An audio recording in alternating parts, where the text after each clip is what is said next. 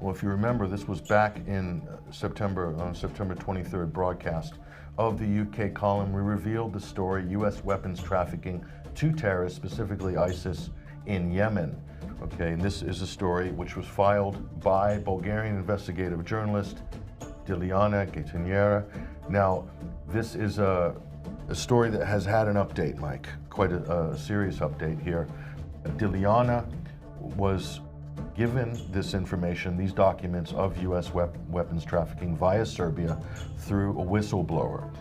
That whistleblower was unmasked by, I believe, Serbian authorities, possibly with the help of a foreign intelligence service. We don't know for sure. It's still sketchy.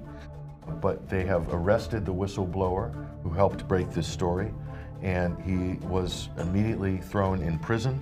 Here's her tweeting out. She said, Serbian Interior Minister has arrested the whistleblower who leaked documents about the same Serbian minister's father, the US government in Saudi Arabia, arming ISIS terrorists in the conflict in Yemen. Okay, so Chris, the Serbian arms manufacturer, which was one of the suppliers of mortars to ISIS, has a link there with the Serbian interior minister. So it's a family connection. Potentially it's a national scandal, Mike. What they've done is attacked Dilyana in the Serbian press and the Serbian political bodies to try to discredit her for this and attack the whistleblower himself, who it turns out was an employee of the arms manufacturer. So this is an internal whistleblower. Okay, so he ended up in prison, and Dilyana then tweeted out that he was in prison, and something quite interesting happened.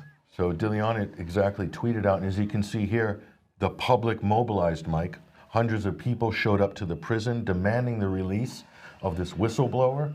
This was absolutely incredible. They've been out for 3 straight days demanding the release of this person. And the government has capitulated somewhat, has released him from prison and allowed him to remain in house arrest, pending a hearing this coming week. Okay, so story is still developing. But what's important here, Mike, is that the public did respond to Dilyana's social media calls for justice on this. And this is potentially a national scandal, which the government seems to have avoided by attacking the whistleblower and attacking the journalist. Familiar theme, isn't it? Absolutely. We're seeing a lot of this sort of behavior by governments. It's not just what the West would consider, fringe banana republic governments overseas. This same practice happens in the US and the UK. Specifically, we can cite the WikiLeaks and Julian Assange, Chelsea Manning, Jeremy Hammond, incarcerations and detentions. Same exact situation here, just on a slightly different scale.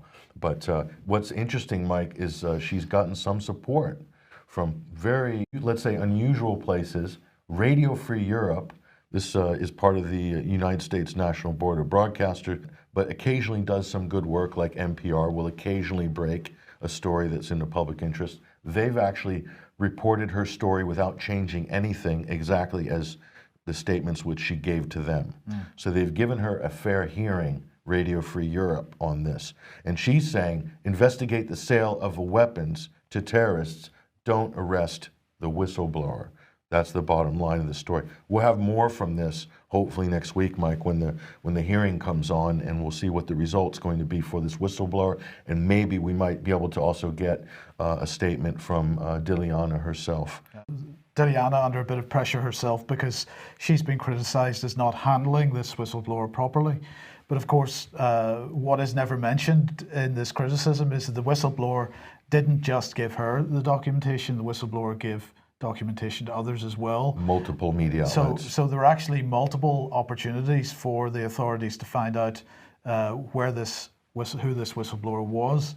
And so the suggestion from the mainstream press, who missed their opportunity to cover the story because they wouldn't cover it, their criticism of her is totally unverifiable, because there were many channels by which this guy could have been identified. Yeah, no, it's completely unwarranted. The most likely point where this whistleblower was identified would have been an internal search to see who, for instance, who logged in to the system to access which documents regarding arms shipments. Okay, so what they're saying in the Serbian press is interesting. Is the last thing I'll say is they said because she mentioned the name of the arms manufacturer in Serbia, that gave away the whistleblower, which is kind of ridiculous because it's on the documents. Of course, it's from that manufacturer. She was communicating anonymously, so she wouldn't have known who he worked for. Yes, quite frankly. So it's interesting how these attacks are trying to discredit the journalist and discredit the whistleblower.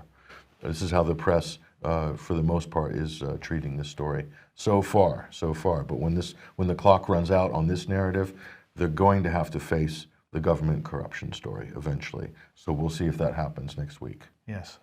Thanks very much. Brian, have you got any closing thoughts on this or anything else that we've covered?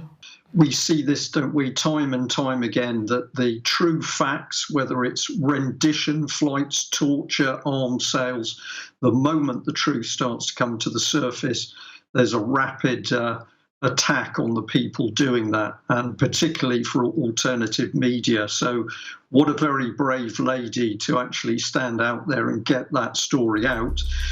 She not only needs support from inside the country, she needs it from overseas as well. Absolutely.